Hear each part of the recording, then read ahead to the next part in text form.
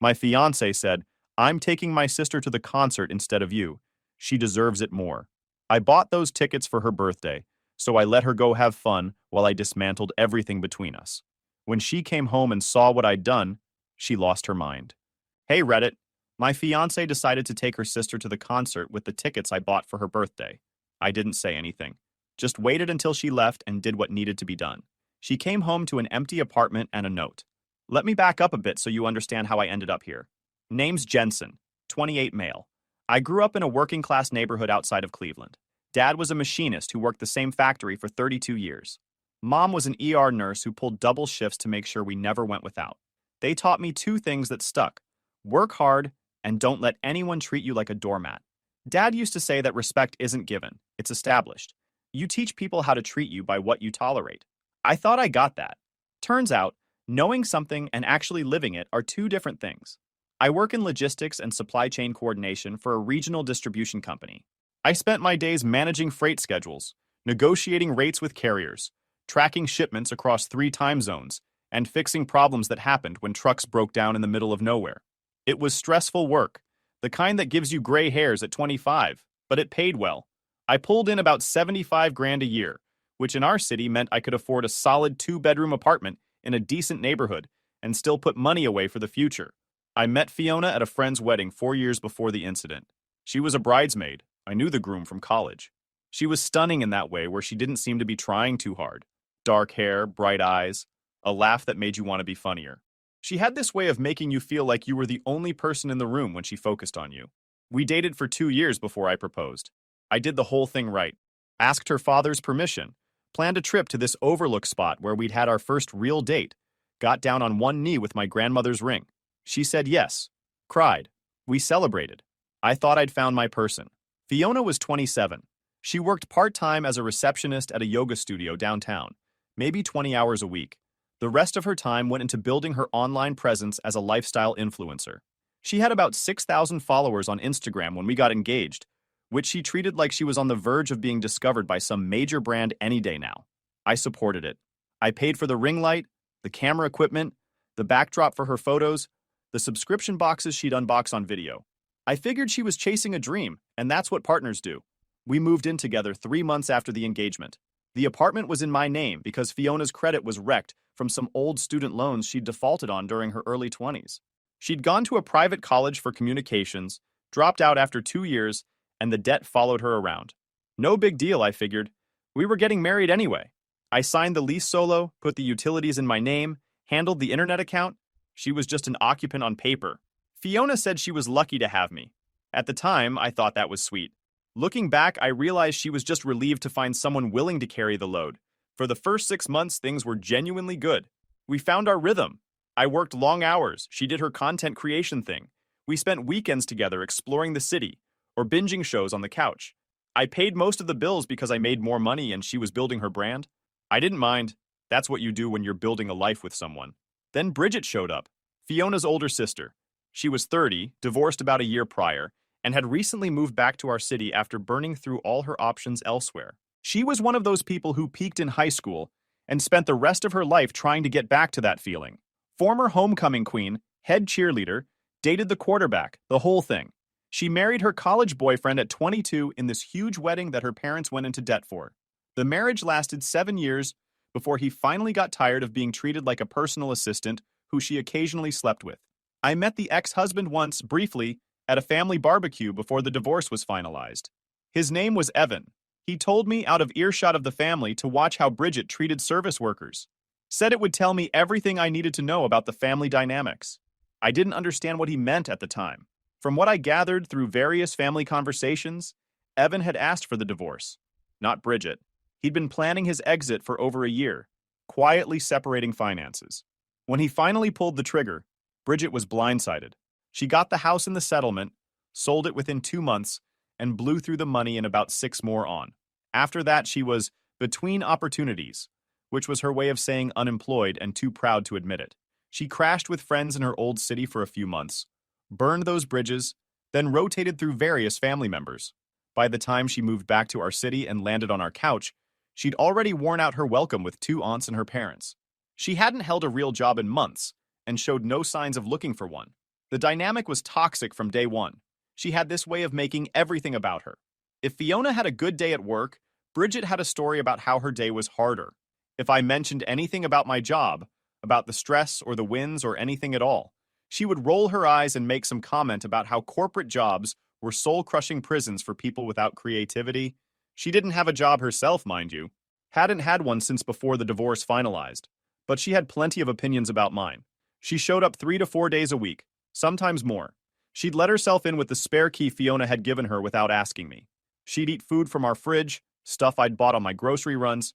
She'd leave dishes in the sink for days. She'd hog our TV watching whatever reality show she was into. She barely acknowledged my existence unless she needed something. 3 months into this arrangement, I'd had enough. I waited until one evening when Bridget had left, and I pulled Fiona aside. "Look," I said, keeping my voice calm. "I get that she's your sister, and she's going through a rough patch. But this has been going on for months. She's here all the time. She eats our food. She uses our utilities. Can we maybe set some limits? Like a schedule for visits? Or a timeline for when she's going to find her own place?" Fiona's face went cold immediately. "She's family, Jensen. She's going through the worst time of her life. Her marriage fell apart. She lost her house. I can't believe you're being this selfish." "I'm not being selfish. I'm asking for basic boundaries. She ate an entire rotisserie chicken yesterday. By herself. That was supposed to be dinner for 2 nights. You're being petty. It's just food. I'm being practical. We're supposed to be saving for a wedding. We talked about a venue deposit next month. I can't save money when I'm feeding 3 people on 1 income while she contributes nothing. So this is about money. Nice?" She crossed her arms. "Real nice. It's about respect." I kept my voice level, even though I wanted to yell. "She doesn't respect our space, our time, or our relationship. She makes comments about my job. She leaves her stuff everywhere. She never says thank you for anything." Fiona didn't respond for a long moment.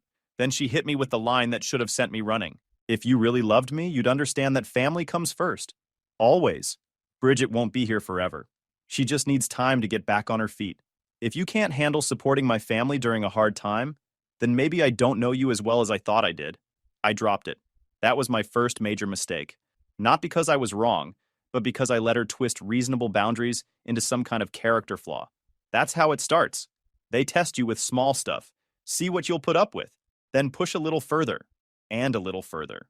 One time, about 5 months in, Bridget borrowed my car because hers was in the shop, said she needed it for a job interview. I found out later there was no interview. She'd driven 40 miles to meet some guy from a dating app, racked up a parking ticket downtown, and returned my car with the gas light on. When I mentioned the ticket, she laughed and said I could probably afford it. Nothing changed after my conversation with Fiona. If anything, Bridget's presence got worse.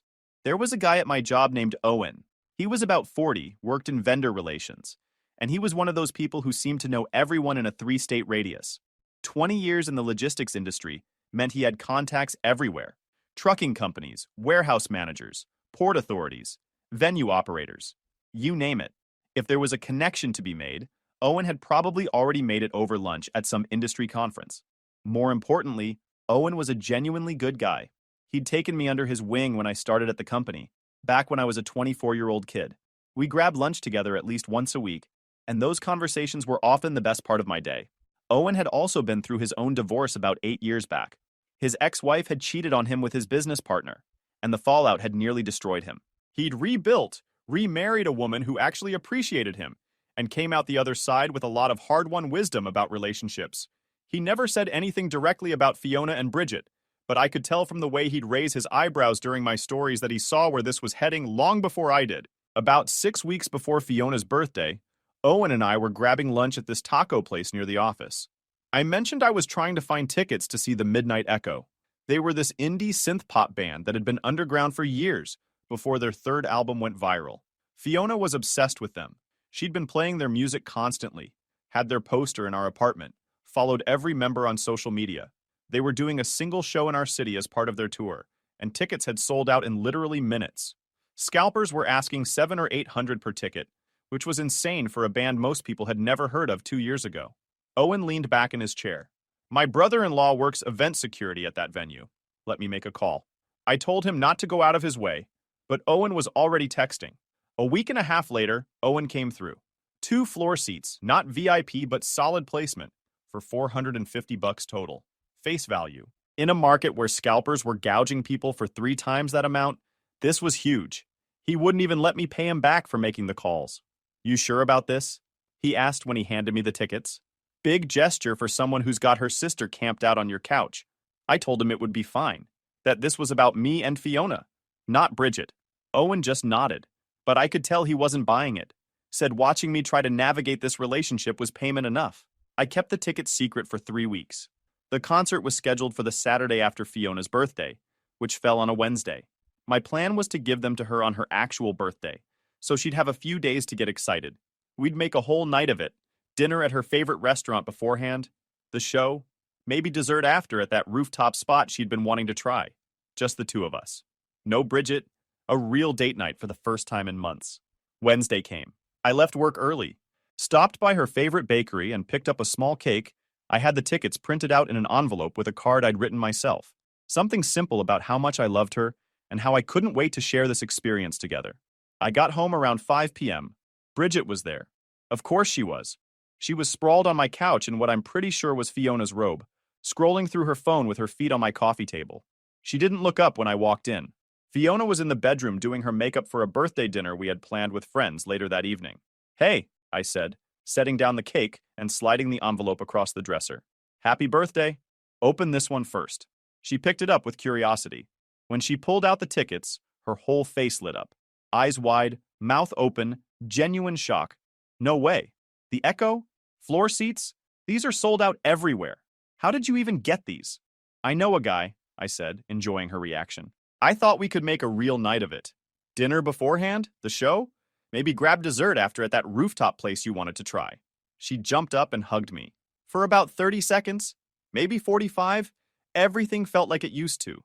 Like we were actually a couple who loved each other, instead of two people going through the motions while her sister ate all our food. Then Bridget appeared in the doorway. What's going on? She asked, leaning against the doorframe with that annoyed look. Jensen got me tickets to the Midnight Echo, Fiona said, holding them up. Floor seats. For Saturday. Bridget's face went through a whole thing that I watched in real time. Surprise, then jealousy, then something that made my stomach tighten. She pushed off the doorframe and walked closer, actually taking one of the tickets from Fiona's hand to look at it. Oh my God, she breathed. You know I've been dying to see them, right?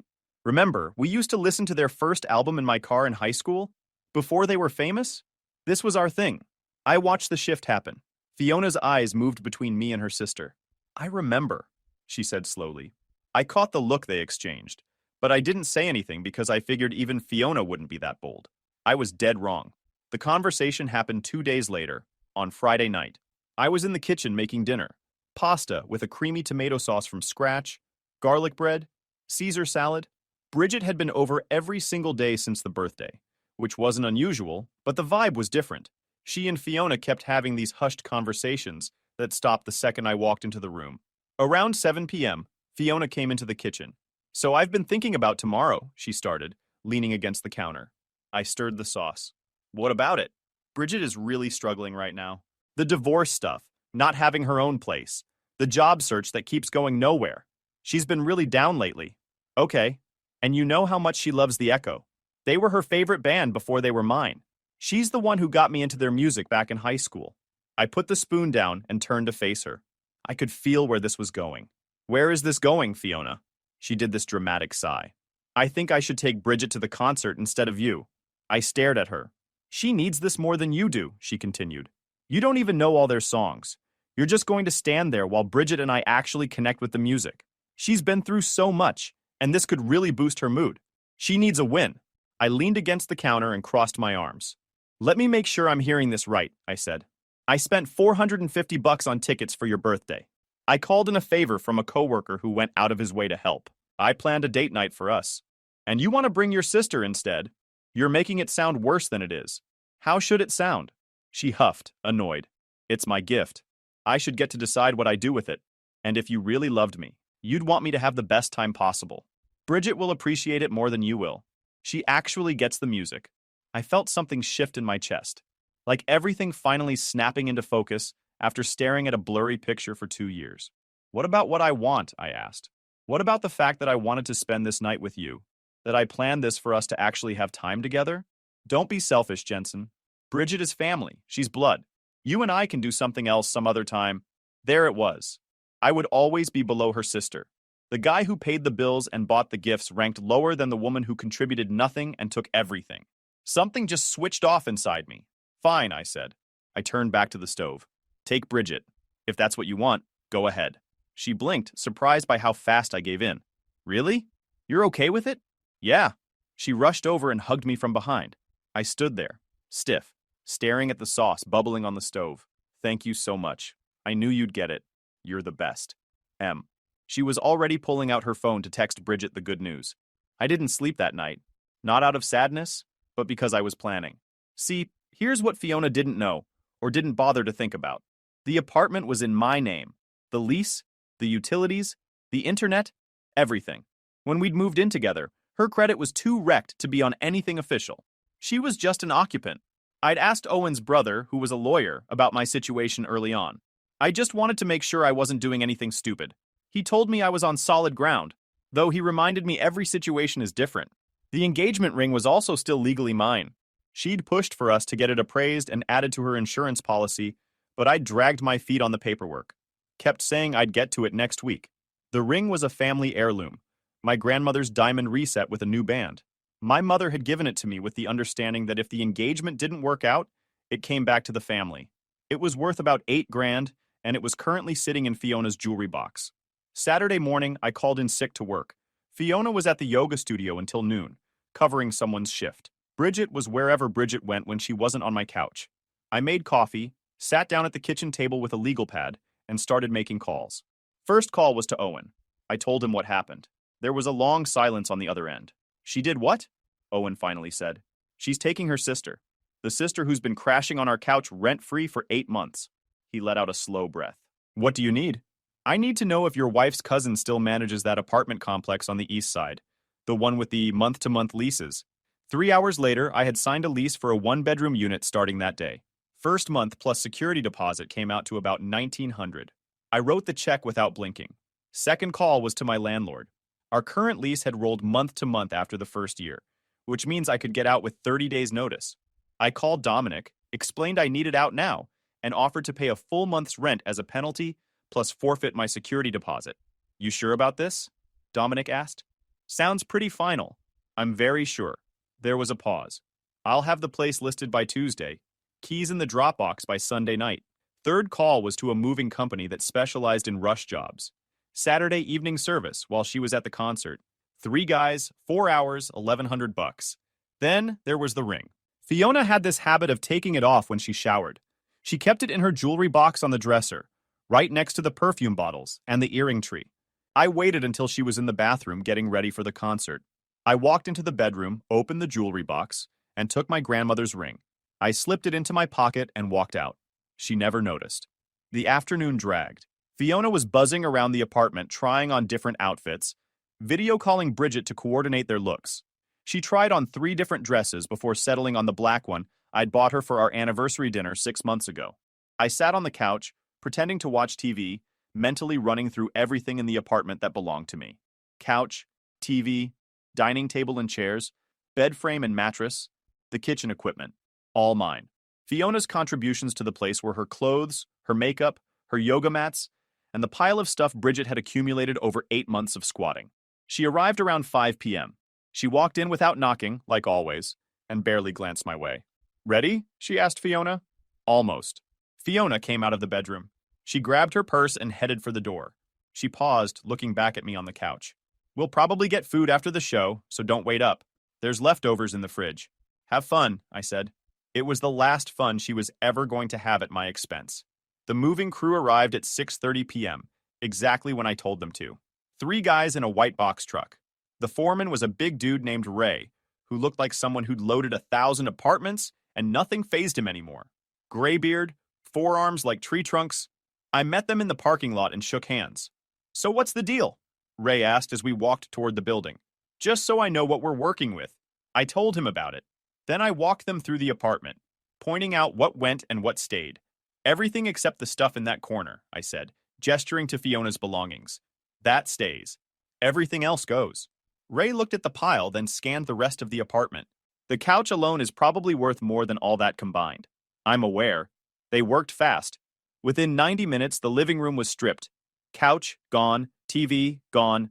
Coffee table, entertainment center, bookshelves, all loaded into the truck. The dining room went next.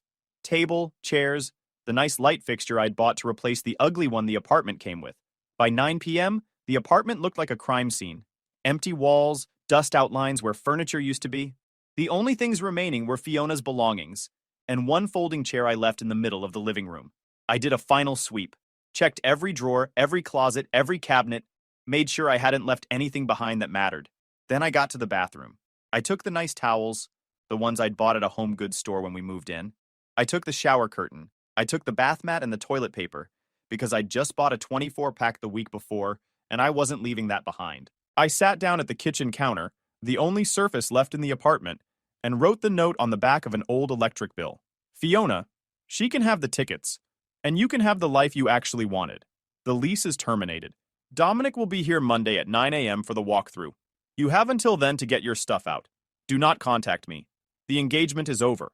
The ring belongs to my family and is back where it belongs. Good luck, Jensen. I left the note next to her keys. Then I locked the door, walked downstairs, and dropped my keys in Dominic's Dropbox. I drove to my new apartment, unpacked the essentials, ordered Chinese food from a place that delivered late, sat on my couch in my new quiet living room, and ate Kung Pao chicken while blocking every number I could think of. Fiona, Bridget, their mother, their aunt who I'd met once at Thanksgiving, every mutual friend who might try to play peacemaker. Then I turned off my phone and went to sleep. Best sleep I'd had in 2 years. The fallout started Sunday morning. Owen called me around 10 a.m., sounding impressed. So it's done? He asked. It's done. Good for you, man. Seriously, that took guts. But you know she's gonna come after you, right? I know. I'm ready. What I wasn't ready for was how fast they got organized. Around 2 p.m., I got a knock on my door. I hadn't told anyone my new address except Owen, my parents, and my landlord. I looked through the peephole and saw Fiona's mother, Michelle. I didn't open the door. I know you're in there, Nathan. She knocked again, harder. We need to talk about what you did to my daughter. She's sitting in an empty apartment with no furniture and nowhere to go.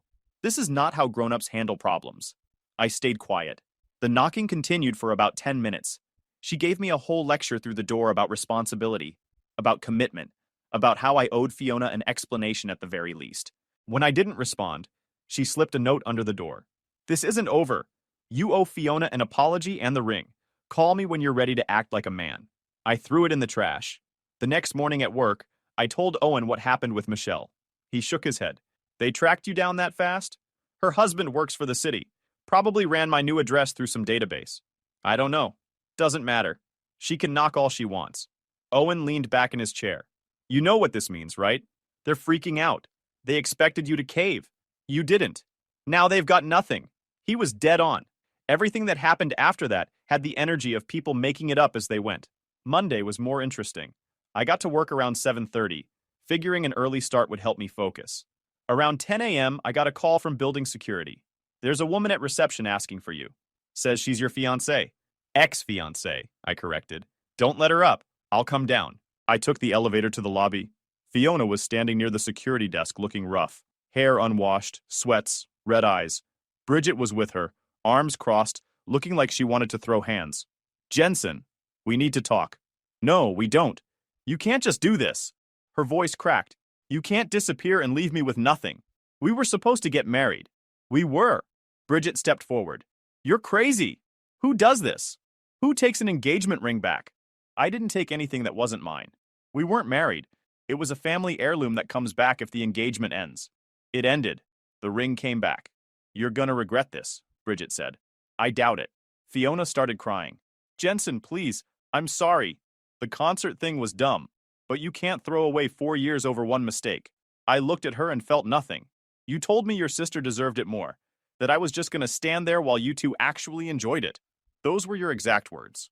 I didn't mean it like that. Yeah, you did. I turned and walked back toward the elevators. Security stepped forward to escort them out. This isn't over, Fiona shouted. I kept walking. The elevator doors closed. But it wasn't over. Not by a long shot. 2 days later, I got served at work. Fiona had found some bargain bin lawyer willing to write up a demand letter, claiming I owed her damages for the sudden move, emotional distress, and the ring. Owen's brother looked it over and called me that afternoon. This is garbage. The ring's a conditional gift. Condition wasn't met. The apartment was in your name. She's got nothing. He sent a response letter that politely pointed out, I had 8 months of documented grocery receipts and utility payments that could easily be framed as supporting her unemployed sister. The demand letter went away within a week. But Bridget wasn't done being a pain. About a week after the lobby thing, I started getting weird calls at work. Someone would call the main line, ask to speak to me, then hang up when transferred. It happened 4 or 5 times before our receptionist, Dana, started screening. There's a woman who keeps calling for you, Dana told me. Won't give her name, won't leave a message. Sounds pretty hostile, honestly. I had a pretty good idea who it was. Bridget had nothing but time, and apparently decided to spend it making my work life annoying. Then, the social media stuff started. Fiona posted a long rant on Instagram about narcissistic partners and emotional abandonment. She didn't use my name directly, but she dropped enough details that mutual friends figured it out within hours. The post got about 200 likes and a flood of sympathetic comments from people who only knew her version.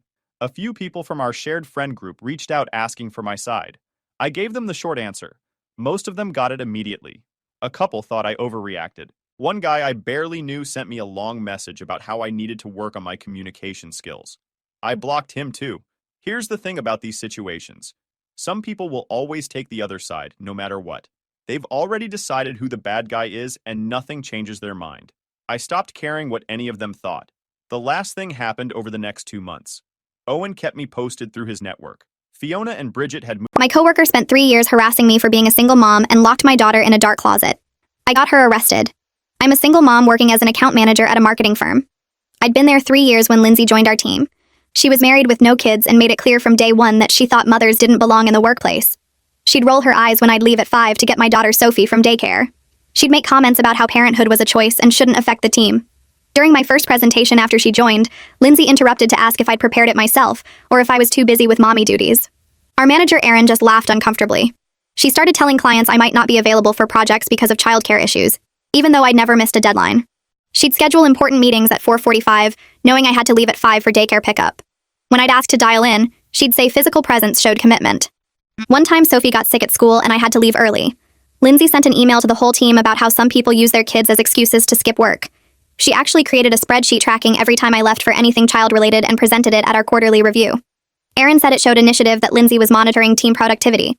She started leaving parenting articles on my desk about the damage working mothers do to their children. She told the interns I only got promoted because the company needed to meet diversity quotas for single mothers. She'd loudly take personal calls about her amazing child-free vacations while staring at me.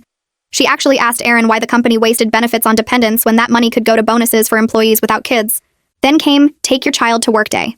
The company encouraged everyone to participate. I brought Sophie, who was 5 and excited to see mommy's office. She had her little backpack with coloring books and sat quietly at my desk while I worked. Lindsay walked by and told Sophie that her mommy was selfish for making her sit in an office instead of playing with friends. Sophie asked what selfish meant. Lindsay said it meant caring more about money than your child. I told Lindsay to stop, but she said she was just being honest with the kid. During lunch, I took Sophie to the break room to eat. When we came back, Lindsay had moved all my files to say I was being unproductive having a child present. She complained to Erin that Sophie's presence was disruptive even though Sophie hadn't made a sound. Erin asked if maybe I could have Sophie sit somewhere else. I put Sophie in the small conference room with her coloring books and told her I'd be right outside. I could see her through the glass door. I went to the printer for 2 minutes to grab reports. When I came back, Sophie was gone. Her backpack was there, books open, but she was nowhere. I ran through the office calling her name. Reception hadn't seen her leave. The bathrooms were empty. I was starting to panic when I heard tiny knocking from the supply closet down the hall. The door was locked from the outside. I opened it and Sophie fell out crying. She was terrified. Said a lady told her there were toys in there, then shut the door. She'd been in the dark for 10 minutes screaming, but nobody heard her because that hallway was empty. I knew immediately it was Lindsay. I carried Sophie back to the main office where everyone could see her sobbing. Lindsay was at her desk typing like nothing happened. I asked her directly if she locked my daughter in the closet. She said that was a serious accusation, and she'd been at her desk the whole time. Sophie pointed at her and said that's the lady. Lindsay said kids make things up for attention, and maybe Sophie locked herself in by accident. Erin came over and Lindsay immediately started crying, saying I was creating a hostile work environment by accusing her of something so horrible. She said she was thinking about calling HR about my harassment. Erin told me to take Sophie home and we'd sort this out tomorrow. That night, I went back to the office with building security. I asked them to check the keycard logs for the supply closet. The system showed Lindsay's card accessing it twice, right when Sophie disappeared and right before I found her. Security pulled the hallway footage. The The video showed everything. Lindsay walking up to Sophie in the conference room, bending down to talk to her, then leading my daughter by the hand down the hallway.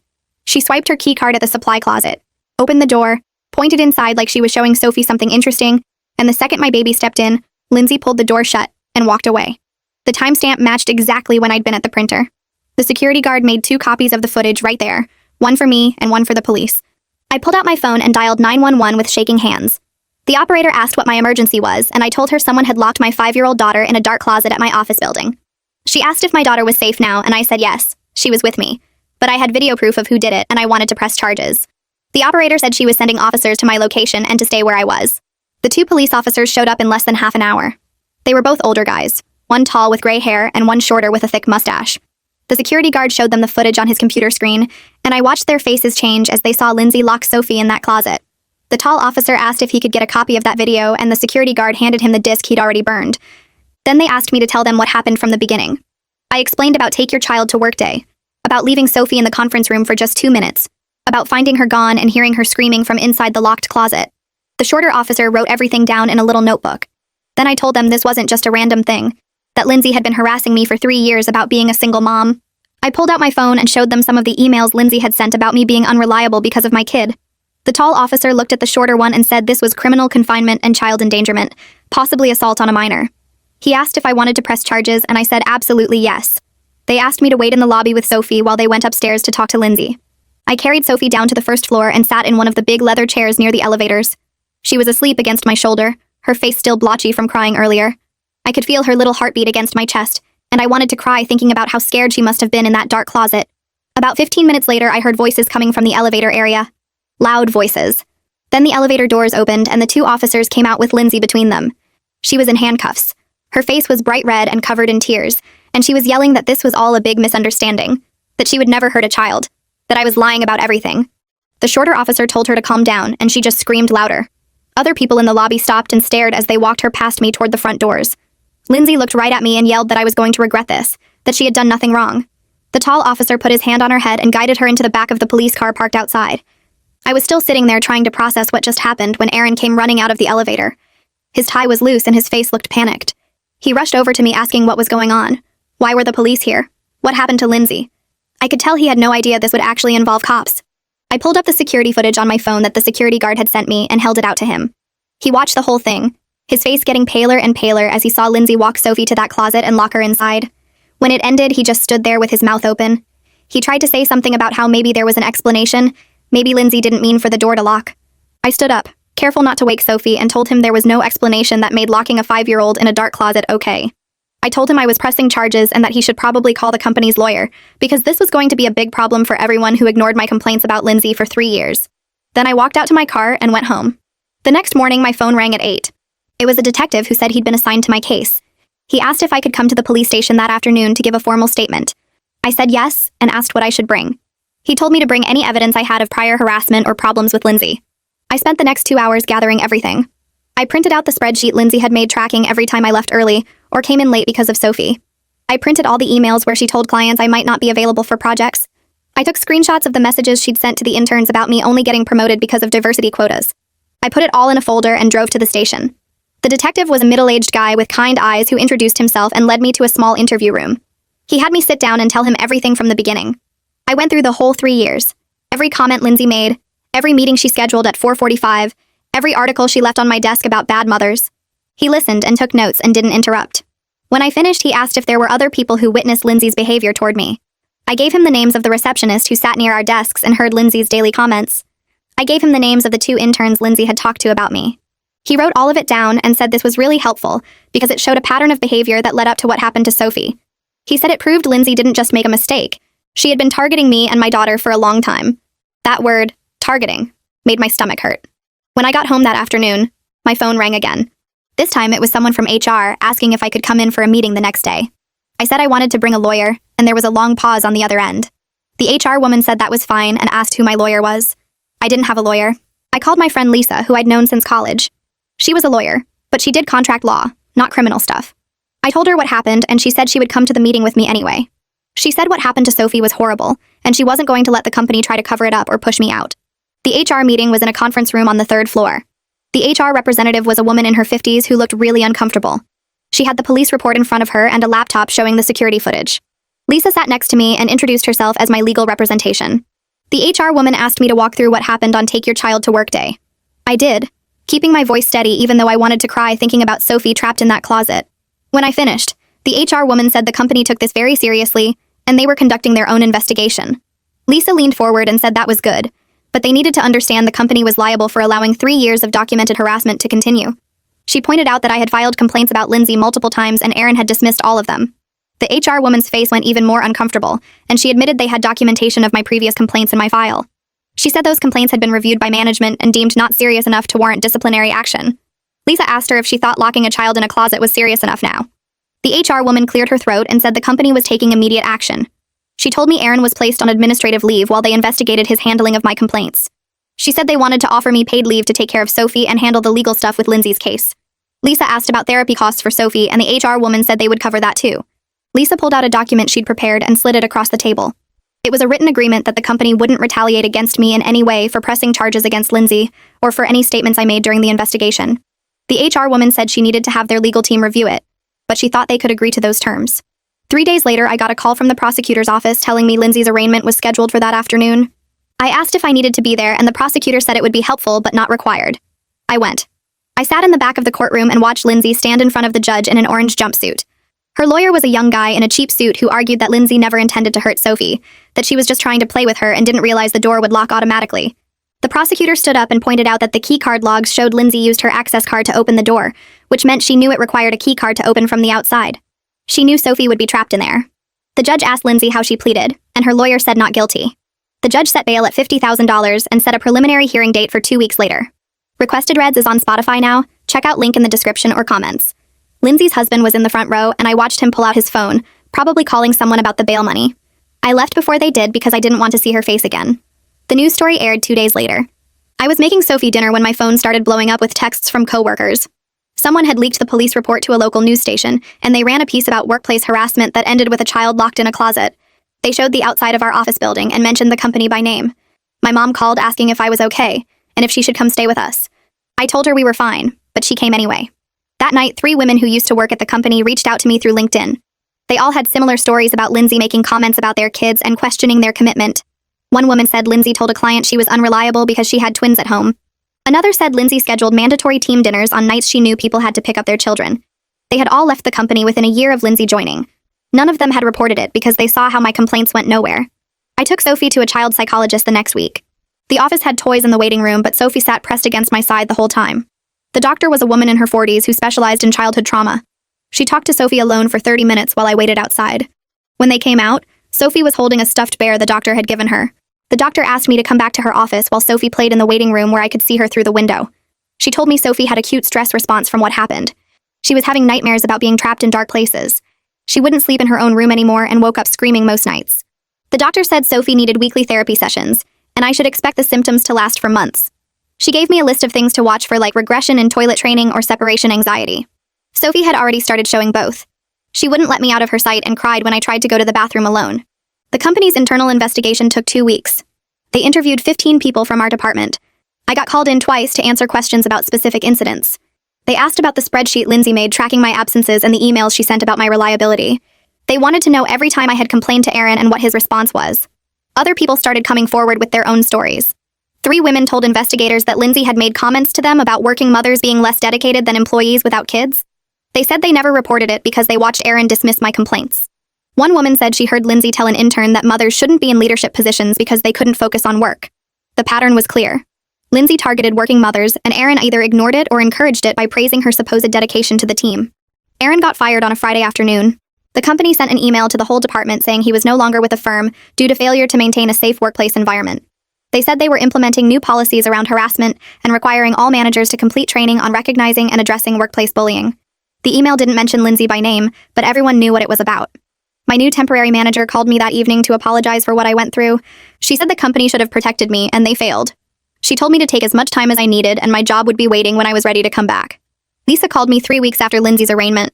She said Lindsay's lawyer wanted to discuss a plea deal. The prosecutor was willing to let Lindsay plead guilty to reduce charges in exchange for avoiding a trial. The deal included probation, mandatory anger management classes, and a permanent restraining order keeping Lindsay away from me and Sophie. Lisa said it meant Lindsay wouldn't go to jail, but she would have a criminal record and couldn't come near us ever again. I asked what would happen if we didn't take the deal. Lisa said we would go to trial and Sophie might have to testify about what happened. She said trial could take months and there was no guarantee of a conviction even with the security footage. I told her I needed time to think about it. I spent a week trying to decide. Part of me wanted Lindsay to go to jail for what she did to Sophie. I wanted her to face serious consequences and understand how badly she hurt my daughter. But another part of me couldn't imagine putting Sophie through a trial. She was already having nightmares and barely sleeping. Making her testify about being locked in that closet seemed cruel. My therapist helped me work through it. She reminded me that the restraining order meant Lindsay could never come near Sophie again. She said sometimes protecting your child meant choosing the option that caused them the least additional trauma. I called Lisa and told her I would accept the plea deal. Lisa said she would let the prosecutor know. The plea hearing happened on a Thursday morning. I sat in the courtroom with Lisa while Lindsay stood in front of the judge. She wore a gray suit and had her hair pulled back. Her lawyer stood next to her looking nervous. The judge asked if she understood she was pleading guilty to criminal confinement and child endangerment. Lindsay said yes in a quiet voice. Then she read a prepared statement her lawyer had obviously written. She said she never meant to hurt Sophie and she was sorry for what happened. She claimed she made a terrible mistake and wanted to take responsibility for her actions. The words sounded empty and rehearsed like she was reading lines in a play. The judge accepted the plea but added 200 hours of community service working with child safety organizations. He said Lindsay needed to understand the gravity of traumatizing a 5-year-old child.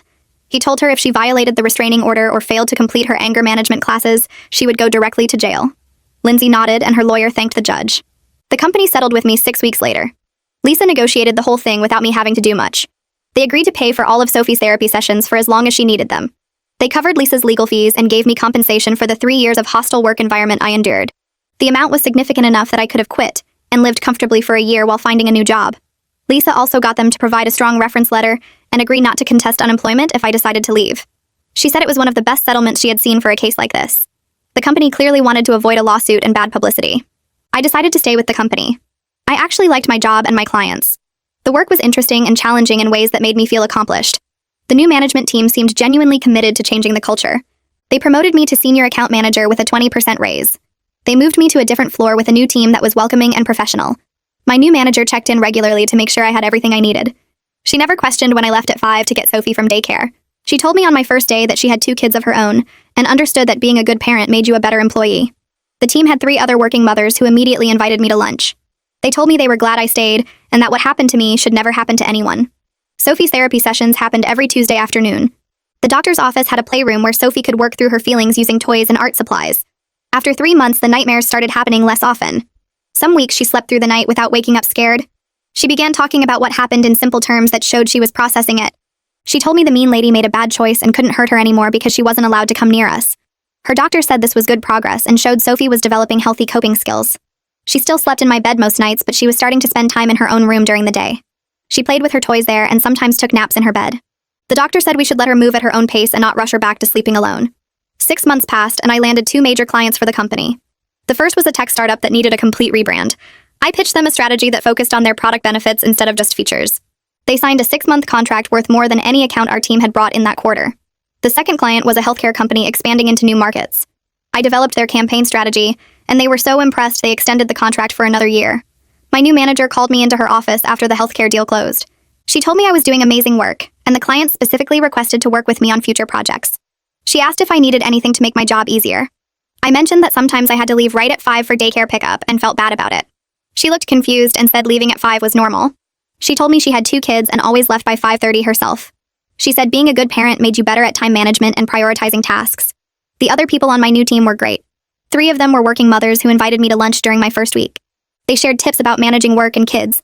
One woman brought her daughter to the office sometimes when school was closed and nobody cared. Another had photos of her kids all over her desk and talked about them proudly during meetings. Nobody ever made comments about my parenting or questioned my commitment. When I had to leave for Sophie's school events, my manager just asked me to update my calendar. The team actually celebrated when I told them about landing the tech startup account. They took me out for drinks after work and toasted to my success. Then everything changed again on a Tuesday morning. Sophie's daycare director called me at 9:30. Her voice sounded tight and worried. She said Lindsay had shown up at the daycare asking to see Sophie.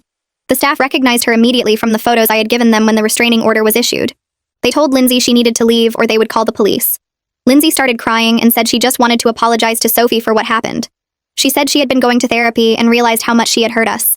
The director told her that didn't matter because there was a legal order keeping her away from both of us. Lindsay refused to leave the parking lot. She sat in her car watching the playground where the kids were playing outside. The director called the police and kept all the children inside until officers arrived. 2 patrol cars showed up within 10 minutes. Lindsay was still sitting in her car when they approached her. She got out and tried to explain that she just wanted to make things right. The officers checked the restraining order in their system and told her she was under arrest for violating it. She started sobbing and saying this wasn't fair. They handcuffed her and put her in the back of the patrol car. The director called me after Lindsay was taken away and assured me Sophie never saw her. She said the staff handled everything perfectly, and Sophie was safe inside playing with blocks the whole time. I got a call from the prosecutor's office that afternoon. He told me Lindsay had violated a court order and would face serious consequences. He said the judge took restraining order violations very seriously, especially when children were involved. Lindsay's hearing was scheduled for the next week. The prosecutor said he would push for jail time since she had deliberately gone to my daughter's daycare, despite knowing she was legally forbidden from coming near us. He asked if I wanted to provide a victim impact statement. I said yes. At the hearing, Lindsay stood before the judge looking terrible. Her hair was messy and she had dark circles under her eyes. Her lawyer tried to argue that she was genuinely remorseful and just wanted closure. The judge cut him off and said the restraining order existed for a reason. He said Lindsay had already traumatized a child, and now she was continuing to harass the family. He sentenced her to 60 days in jail. Lindsay started crying and her lawyer asked for probation instead. The judge said no. He said maybe 60 days would teach her that court orders were not suggestions. The bailiff led her away still crying. I felt relieved watching her go. She had finally faced real consequences for her actions. The company reached out to me a month later about developing new workplace policies. They wanted my input on preventing harassment and creating a better environment for working parents. I met with the head of HR and 2 executives. They asked me to describe everything that had happened with Lindsay and what warning signs were missed. I told them about the 3 years of comments and how my complaints were dismissed. I explained how Aaron had actually praised Lindsay for tracking my parenting-related absences. They looked uncomfortable hearing all of this laid out. The HR director said they wanted to make sure nothing like this ever happened again. They asked if I would help write new policies around harassment reporting and family-friendly scheduling. They also wanted me to train managers on recognizing subtle discrimination patterns. I agreed because I didn't want any other parent to go through what I had experienced.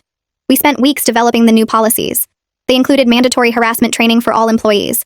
Managers had to document any complaints immediately, and HR would investigate within 48 hours. The company also implemented flexible scheduling options for parents and stopped scheduling important meetings after 4:30. They created a clear process for reporting discrimination with multiple channels so people didn't have to go through their direct manager. I led the first training session for managers, and it felt good helping create real change. A year after everything happened, Sophie started kindergarten. She walked into her classroom confidently on the first day and barely looked back at me. Her teacher said she was doing great and made friends easily. The nightmares had stopped months ago. She slept in her own bed now and talked about the closet incident like it was something that happened a long time ago to someone else. Her therapist said she had processed the trauma in a healthy way and didn't need regular sessions anymore. At work, I was considered for a director-level position. My manager nominated me and said my client work and policy development made me a strong candidate. The interview process would start next month. Sophie and I had a routine that worked. I picked her up from the school at 3 and we spent afternoons together doing homework and playing. Some evenings we went to the park or got ice cream. Weekends were for adventures like the zoo or children's museum. I had learned that protecting her and standing up for myself was the most important thing I could have done. Our life was genuinely better than it had been before Lindsay joined our team. Sophie was happy and confident. I had a job I loved with people who respected me. Everything had worked out better than I could have imagined back when I was enduring Lindsay's daily harassment. Standing up for myself and my daughter had changed both of our lives for the better. So yeah, that happened. I don't even know how we got here, but thanks for sticking around. This honestly feels more like a late-night chat than a video. They both blamed me somehow. Said I brought shame to the family even though I hadn't done anything.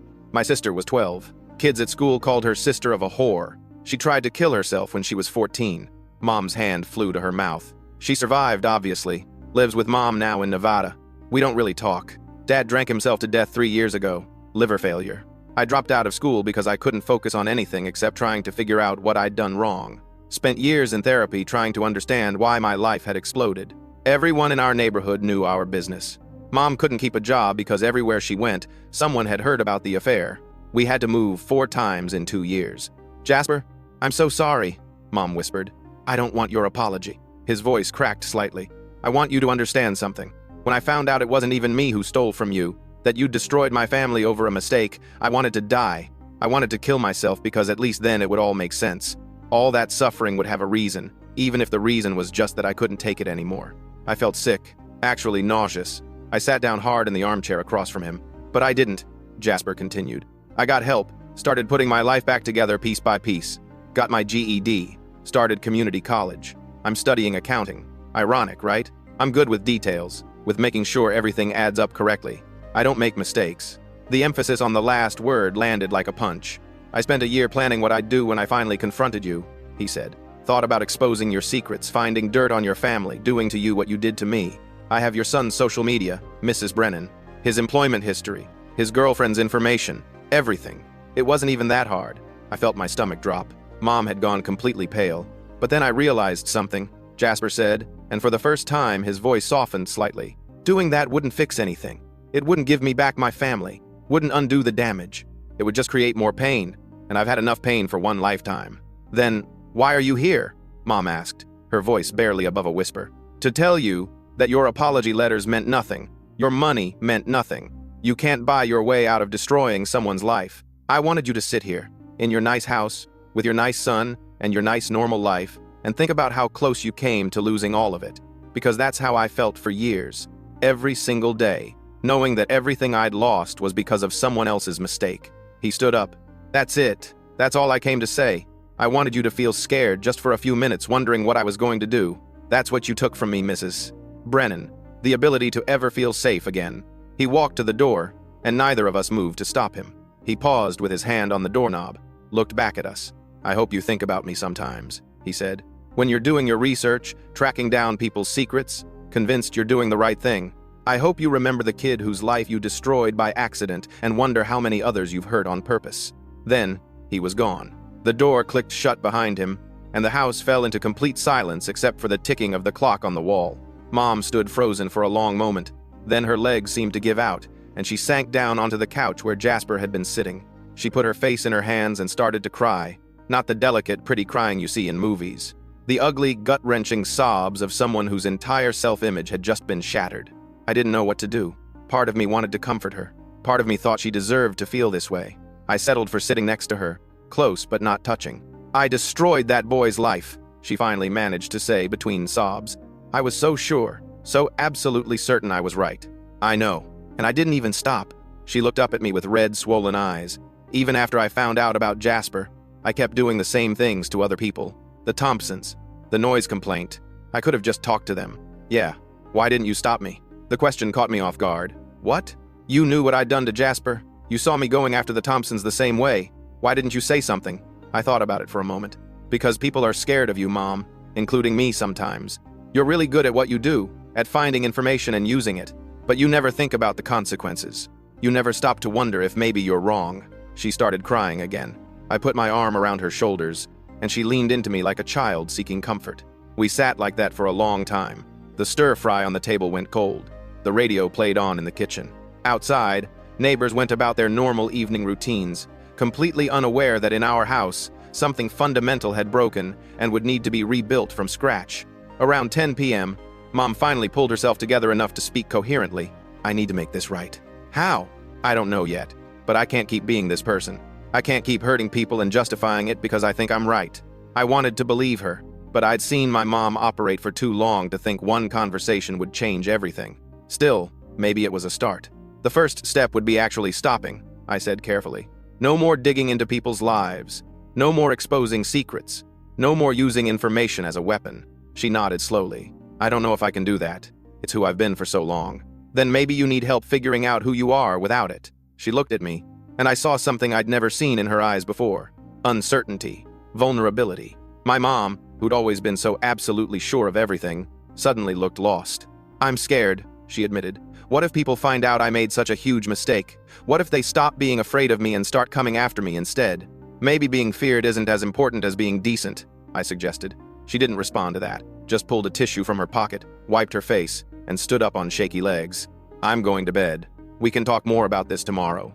I watched her walk down the hallway to her bedroom, this small woman who'd wielded information like a weapon for so long that she'd forgotten how much damage it could do. The door closed behind her, and I was left alone in the living room. My phone buzzed. Another text from Jasper. Thank you for not warning her. I needed her to feel what it's like to wait for something bad to happen. I stared at the message for a long time before responding. Did it help? Confronting her? His reply came a few minutes later. I don't know yet, but at least I said what I needed to say. Whether she actually changes is up to her. For what it's worth, I'm sorry about what happened to you.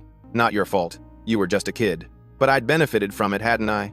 From everyone being too scared of my mom to mess with our family. From the reputation she'd built. I'd walked through life with the protection of her ruthlessness without ever questioning the cost to others. She said she wants to make things right, I typed. We'll see. Talk is cheap. Actions matter. He was right. And I had no idea if my mom was actually capable of change or if this was just temporary guilt that would fade once the shock wore off. I turned off the lights and went to my own room. Through the thin walls, I could hear Mom crying again. I lay in bed, staring at the ceiling, thinking about consequences and mistakes and the families we destroy without meaning to. Sleep didn't come easy that night. The next morning, Mom was already up when I came into the kitchen. She'd made coffee but hadn't drunk any, just sat at the table staring at her mug like it held answers. I'm calling a therapist today, she said without looking up. I need to figure out why I do this, why I immediately go nuclear instead of trying normal approaches first. That's good, and I'm going to write Jasper a real apology. Not trying to make myself feel better, just acknowledging what I did and taking responsibility. I poured myself coffee and sat down across from her. What about the Thompsons? She winced. I'll drop the HOA complaints. Maybe bake them an apology pie or something. Mom, you can't bake. I'll buy one then. She finally looked at me, and her eyes were still red from crying. I really screwed up, didn't I? Not just with Jasper, with everyone. Yeah. She appreciated that I didn't sugarcoat it. How do I fix 15 years of being the neighborhood terror? I don't know if you can, but you can start by being different going forward. We sat in silence for a while, both of us processing everything that had happened. The woman across from me looked older somehow, like the confrontation with Jasper had aged her overnight. The certainty that had always defined her was gone, replaced by doubt and shame. People are going to notice, she said quietly. When I stop being me, they're going to wonder why. Let them wonder. My phone rang. It was my girlfriend, Kira, calling earlier than usual. Hey, did something happen last night? You posted this really vague thing on Instagram at like 11 p.m. about consequences and mistakes. I'd forgotten about that. I'd been lying in bed, unable to sleep, and posted something cryptic. Yeah, kind of a family thing. I'll explain later. Is your mom okay? The post made it sound serious. I looked at Mom, who was now scrolling through her phone with a strange expression. She will be, I think. After I hung up, Mom showed me her screen. Jasper posted something on Facebook this morning. It was public post, not tagged to anyone specifically, but clearly meant for us to see. Sometimes the hardest thing is not getting revenge, but letting the person who hurt you live with what they've done. I hope I made my point last night. Comments were already rolling in from people who knew him, asking what happened, if he was okay. He hadn't responded to any of them. He's not going to tell anyone, Mom said, sounding relieved. That doesn't make what you did okay. I know, but it means I have a chance to actually change without everyone knowing exactly why. She set her phone down. I need to tell you something about why I am the way I am. I leaned back in my chair, surprised. Mom never talked about her past. When I was 16, my older sister was assaulted by a guy at her school. She told our parents. They didn't believe her. Said she was probably exaggerating or had wanted it and changed her mind after. The guy's family was well connected, and my parents were more worried about causing problems than protecting their own daughter. I'd never heard any of this before. Mom, let me finish. My sister spiraled. Started using drugs, dropped out of school, eventually died of an overdose when she was 23. And the guy who assaulted her? He went on to have a successful career, happy family, never faced any consequences. So I promised myself that if I ever had power, if I ever had the ability to make people face consequences for their actions, I would use it. I would be what my parents weren't for my sister. She took a shaky breath. But I took it too far. I became so focused on making people face consequences that I stopped checking if they actually deserved it. I just assumed I was always right because my cause was righteous. That's not an excuse, I said quietly. I know, but it's an explanation. And I'm telling you because I want you to understand that I have to unlearn decades of thinking this way. It's not going to happen overnight. We talked for another hour, really talked, about her sister, about the research she'd done on the guy who assaulted her, which had gone nowhere because it was too long ago and there was no evidence, about how she'd channeled all that rage into becoming someone feared instead of someone ignored. By the time she left for work that day, we'd established some ground rules. No more invasive research into neighbors. No more digging into people's lives without explicit permission. No more using information as a weapon. If she felt the urge to go nuclear on someone, she had to call me first and talk it through. What if it's an emergency? She asked. Then call the police like a normal person. She actually laughed at that, a small, sad sound. I don't know how to be a normal person. Then learn. The next week was strange. Mom went to her first therapy appointment and came home looking exhausted. She said the therapist had asked her to make a list of every time she'd used her skills to punish or intimidate someone over the past 5 years. I filled 3 pages, she admitted, and I know I'm forgetting some. She'd also written to Jasper, a real letter this time, not trying to make excuses or ask for forgiveness, just taking full responsibility and acknowledging the damage she'd caused. She wasn't sure if she'd send it yet. "I keep trying to make it better," she said, showing me draft after draft. "But every version sounds like I'm making it about me and my guilt, instead of about what I did to him." "Maybe that's because you are making it about you," I suggested gently. She crumpled up the latest draft. "You're right. I need to stop trying to feel better and just focus on being honest." On Thursday, something unexpected happened. Mrs. Thompson from 3 doors down knocked on our door. Mom answered it, and I watched from the living room as Mrs. Thompson handed her a bottle of wine. "I wanted to thank you for dropping those complaints, Mrs. Thompson said. "I know Tyler's music was getting out of hand. We've talked to him about being more considerate of neighbors." Mom looked uncomfortable. "I shouldn't have gone to the HOA without talking to you first." "Well, no, but I appreciate that you withdrew them." Mrs. Thompson paused. "Are you okay, Dorothy? You seem different lately." "Just trying to be a better neighbor," Mom said quietly. After Mrs. Thompson left, Mom set the wine bottle on the counter and stared at it. "She was nice to me." "Yeah. People are never nice to me. They're polite because they're scared, but never actually nice. Maybe that'll change now." She didn't look convinced. That weekend, something else happened. Jasper responded to Mom's letter. Not with words, but with a package delivered to our house. Inside was every letter Mom had sent him over the past year, unopened, and a single note. "I read your newest letter. It was better. But I need more time before I can respond properly. Thank you for being honest about your sister. I'm sorry that happened to her." Mom cried when she read it. "He's sorry about my sister. Even after everything I did to him, he's expressing sympathy. He's a better person than most," I said. She nodded, wiping her eyes. "I destroyed his life, and he's still capable of kindness. What does that make me? Someone who has a lot of work to do." Over the next few months, I watched my mom slowly transform. It wasn't dramatic or sudden. There were backslides, moments when her old instincts kicked in and she started researching someone before catching herself. Her therapist said it was a process, that unlearning defense mechanisms that had been in place for decades wouldn't happen quickly. The neighborhood started noticing the change. Mom joined a book club, something she'd never had time for before because she was always too busy with her projects. She started actually socializing with neighbors instead of viewing them as potential threats or targets. People stopped crossing the street when they saw her coming. "It's weird," she told me one night. "Being normal, not having power over people. But it's also kind of nice. You're making friends. I don't know if I'd call them friends yet, but they're friendly. That's new." 3 months after Jasper's visit, Mom received another letter from him. A real one this time, several pages long. He talked about his therapy, about how he was learning to process what had happened to him, about how he was starting to date someone and was terrified of letting anyone get close because he was so used to having his life ripped apart without warning. He ended the letter with, "I don't forgive you. I don't know if I ever will. But I believe you're trying to change, and that matters. Keep going." Mom framed that letter and put it on her bedside table where she'd see it every morning. "So I don't forget," she explained. "So I remember what happens when I think I'm always right." One evening, about 4 months after everything started, we were having dinner when Mom set down her fork and looked at me seriously. "I need to tell you something." My stomach dropped. "What?" "When I was doing my research to find the car thief all those years ago, I also looked into you." "What?" "Why?" "Because you were 8, and I wanted to know who your friends were, what you were doing online, if you were safe. I tracked your school records, your teachers' backgrounds, your friends' families. I had files on every kid you played with. I felt sick." "Mom, I know. It was wrong. I convinced myself I was just being a protective parent, but really I was being a controlling, paranoid person who didn't trust her own son. I stopped after you turned 13, realized I was becoming obsessive, but I want you to know that I did it, because you deserve to know the truth about who I've been." I didn't know what to say. Part of me had always suspected that Mom knew more about my life than I'd told her, but hearing it confirmed was different. "Did you ever use that information against me?" I finally asked. "No, never, but I could have, and that's what scares me. I was one bad day away from becoming the kind of parent who ruins their kid's life because they think they know best." We sat in uncomfortable silence for a while. Finally, I said, "I appreciate you telling me. Even though it's messed up, I'm going to keep telling you things, all the things I've done that I'm not proud of, because I need to own them, and you deserve to know who your mother really is. Not the sanitized version, the real one." Over the next few weeks, she did exactly that. Told me about the coworker she'd gotten fired by exposing that the woman had lied on her resume 15 years ago.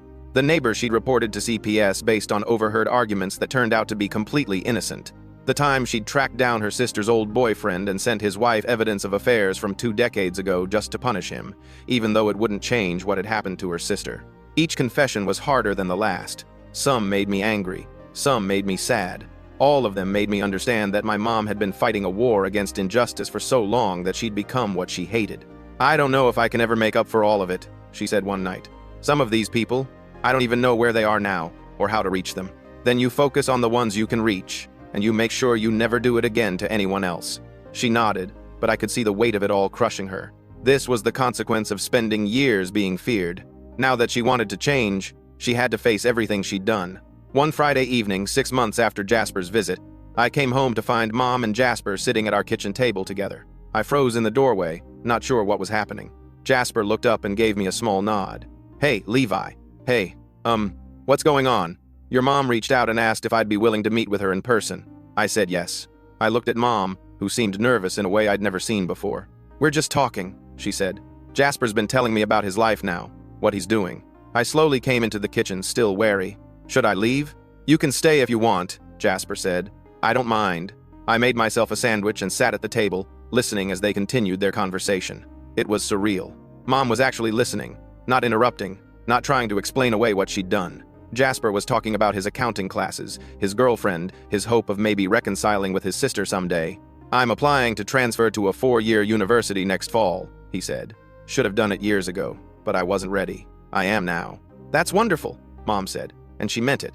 There was no condescension, no subtle dig, just genuine happiness for him. After Jasper left, Mom sat at the table for a long time, not saying anything.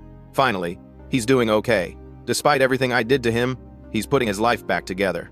Yeah, I don't deserve his forgiveness. Probably not, but he's choosing to move forward anyway. You should too." She looked at me with those eyes that had once been so sharp and calculating, now just tired and sad. "I'm trying. It's harder than I thought. Change always is." That night, as I was getting ready for bed, I heard Mom on the phone in her room.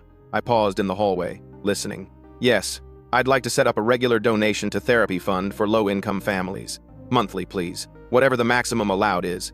"No, I'd prefer to keep it anonymous. Thank you."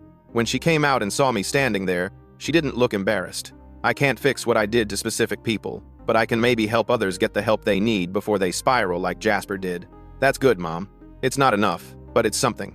A year after Jasper's visit, things had settled into a new normal. Mom was still in therapy, still working on herself. She'd made genuine friends in the neighborhood, people who knew her as Dorothy, the librarian, who was great at recommending books and made surprisingly good cookies. Not Dorothy, the person who could ruin your life with a library card and internet access. Jasper had transferred to a 4-year university about 2 hours away. He and Mom exchanged emails occasionally, mostly updates on his life. He'd introduced her to his girlfriend, Emma, who was studying to be a teacher. They'd come over for dinner once, and it had been awkward but not hostile. "I'm not ready to forgive you," Jasper had said as they were leaving. "But I'm glad you're changing. Keep going." The neighborhood's perception of Mom had shifted. People still remembered the old Dorothy, but they were starting to see the new one too. Mrs. Thompson invited her to join a gardening club. Mr. Patel asked for book recommendations for his daughter. The HOA president thanked her for volunteering to organize the neighborhood watch program, then seemed surprised when Mom turned it down. "I don't think I should be in charge of monitoring people," Mom had said. "That's too close to my old habits." I'd started dating Kira seriously and bringing her around the house more. At first, she'd been nervous about meeting Mom, having heard stories about the fearsome Dorothy Brennan. But she'd found a woman who was trying to make amends for past mistakes, who apologized readily when she stepped out of line, who was learning to be vulnerable instead of invincible. "Your mom's actually kind of sweet," Kira said one night after dinner at our house. "Don't let anyone in the neighborhood hear you say that. They're still adjusting to the new version. How long do you think it'll take before people stop being scared of her?" I thought about it. I don't know. Maybe never completely. What she did, what she was capable of, that doesn't just go away. But maybe they'll learn to trust that she's not that person anymore. 2 days later, I got a text from Jasper. "Want to grab coffee? Got something I want to talk about." We met at a small cafe downtown. He looked healthier than I'd ever seen him, had gained weight in a good way, smiled more easily. College was clearly good for him. "I'm writing a book," he said after we'd ordered. "About what happened to my family, about the car theft investigation, all of it." My stomach dropped. "Does Mom know?" "Not yet. I wanted to tell you first, see what you thought." Honestly, I think she'd understand. She's been pretty open about taking responsibility for what she did. "It's not a revenge book," Jasper clarified. "I'm not writing it to hurt her. I'm writing it because my therapist thinks it'll help me process everything, and because maybe other people need to hear about how amateur internet investigations can destroy lives." "Have you decided if you're going to use real names?" "No, still figuring that out. Part of me wants people to know exactly what Dorothy Brennan did, but another part of me thinks that would be falling back into revenge, and I don't want to be that person. For what it's worth, I think Mom would tell you to use her real name if it helps other people understand the consequences of what she did." Jasper smiled slightly. She probably would. She's changed a lot. Yeah. Do you think it's real? The change? I considered it. Yeah, I do. Because it's been hard for her, and she's kept at it even when it would have been easier to slip back into old patterns. She's committed to being different. Good.